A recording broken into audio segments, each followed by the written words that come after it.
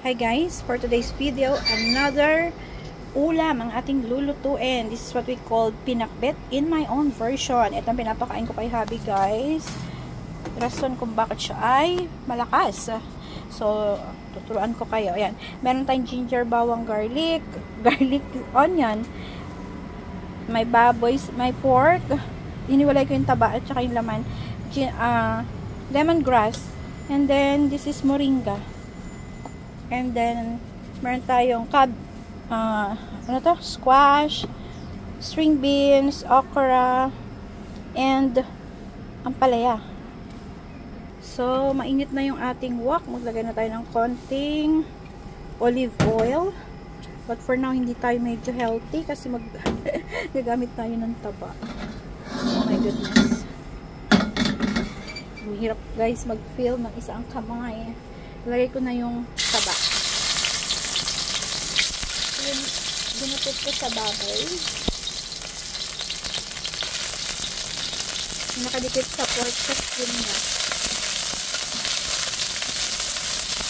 So, yan. Para lang siya mag-oil. Mag-add na oil. And then na mag-add na ako ng ating ginger.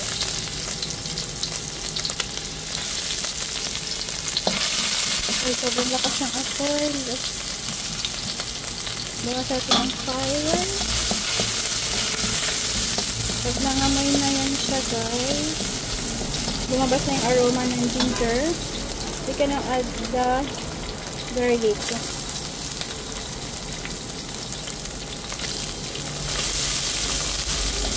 Try nyo to guys kapag medyo nasa field yung work ni hubby o kahit na nasa office, basta malamig ang panahon. Try nyo itong sabaw na to ng gulay na to. Okay, saute. Now we can add the onion. Brown ko lang ng konti. Yan guys, lagay ko na rin yung ating natirang pork. Yung laman niya.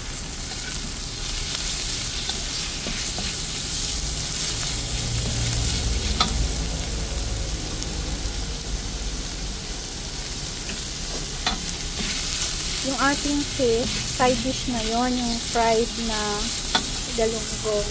Galunggong ba? Ayan, later na yan. Guys, nag-brown na siya ng konti. Maglagay na tayo ng patis para may lasa. I'm using the Thai patis.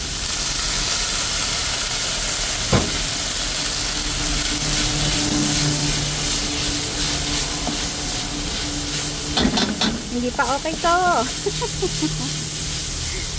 Hindi pa okay to. Ayan guys, nilagyan ko na siya ng ating bagoong. Gumamit ako ng bagoong balayan.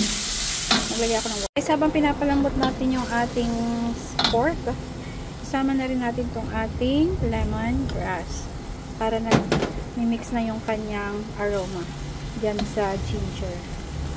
Ayan ang sikreto guys kung bakit strong ang aking asawa. The lemongrass, the ginger, and this miracle vegetable. You know what's this leaf? It's moringa or malunggay. So guys, let me cover this. Palambutin natin. So, lamalalo. As I will clean this fish. So, yun na siya guys. Patuyo na yung tubig at malambot na rin yung ating pork. Pwede na natin ilagay yung sama-samang mga gulay. As in, together. Wala na akong hinuli inuna kasi malambot din tong squash. Very young pa siya guys. Young pa siya sa akin. Ano daw? Yan. Diba ang ganda ng kulay? Very colorful na kulay. Ang buhay. I'm sure maraming makakain ang aking aso later. Favorite na kasi yung gulay-gulay guys. Pero syempre ibang way kasi Ilocano ang si hubby. Ilocano version ng gulay. Eh pag ako nagluluto, tiyagaan na lang muna niya. Grabe sa tiyagaan. O in fairness naman, gusto din naman niya. Diba guys, ang kulay. this time, pwede na tayo maglagay ng ating panglasa. Konti lang. Konti ba yun? Oo, 1/4 lang po yun. And then, pwede na natin siyang takpan. And, check na lang natin siya later. Pag okay na siya, ang gulay, half cooked, pwede na natin lagay ito. And, magre-ready na rin ako mag-fry ng ating fish. That's the partner of pinakbet. Okay guys, let's check. Oh my gosh. Bango, grabe. Alam mo yung amoy ng lemongrass, ginger. Hindi ko na nga maamoy yung bagoong.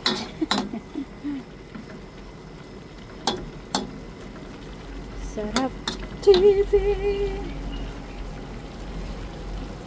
Ito ang kanyang kapartner, pero hindi ko pa napafry. Guys, ready na. Mainit na ating pan.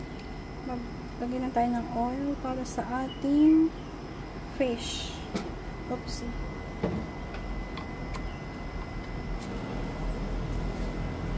So, ito na yung fish. Nalinis na.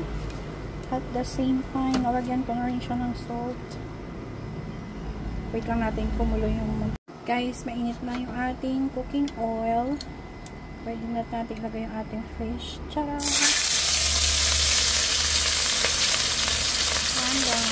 Okay, may tubig kasi.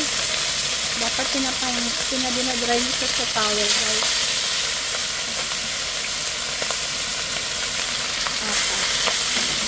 Okay.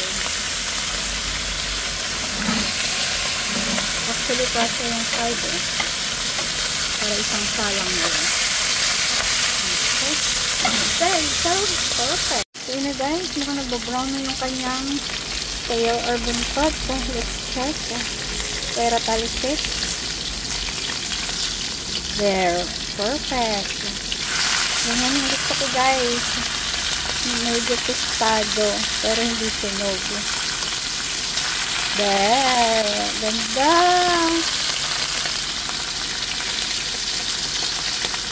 Yep.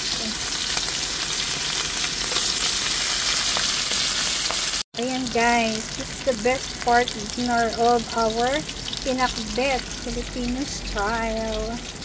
Ayan. Oh, yummy. Ang sarap magkamay. Okay na to. So, ayan na guys. Kunin na natin itong sausage. Perfect.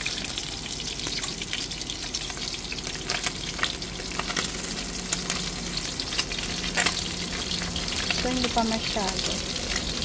Iwanan muna natin yun. So, ayan na siya guys. Tapos na ang ating pinirito. Antay na lang natin si asawa at ready na ang kanyang food for tonight. Okay na to! Max! So, yun na guys, nilagay na po natin yung malunggay. Sarap! Tapos, sinalo na ni asawa. Hindi ko na na-film kanina kasi nalobat tayo. Sarap! But, yan, kahit tayo! Pampalakas ng buto! Taste test, guys. Ayan yung sikreto ni Mek, bakit palagi siyang malakas. So, ayan na po, guys. Ito ang best partner ng ating, ano yan pa? Pinakbet. Pinakbet. And the fried fish. Oh. Kain po! Ayun na si tayo, Papa, guys. Naka-brown rice yan si asawa. Healthy living daw kami. Yes. Try it and you will love it.